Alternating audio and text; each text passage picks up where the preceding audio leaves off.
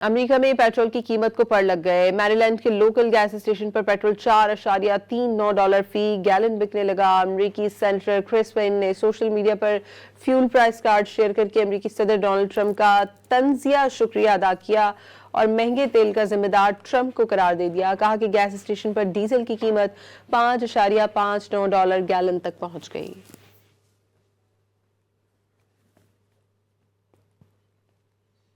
امریکہ میں پیٹرول کی قیمت کو پڑ لگ گئے۔ میریلینڈ کے لوکل گیس اسٹیشن پر پیٹرول $4.39 فی گیلن بکنے لگا۔ امریکی سینیٹر کرس وین نے سوشل میڈیا پر فیول پرائس کارڈ شیئر کرکے امریکی صدر ڈونلڈ ٹرمپ کا طنزیہ شکریہ ادا کیا اور مہنگے تیل کا ذمہ دار ٹرمپ کو قرار دے دیا۔ کہا کہ گیس اسٹیشن پر ڈیزل کی قیمت $5.59 گیلن تک پہنچ گئی۔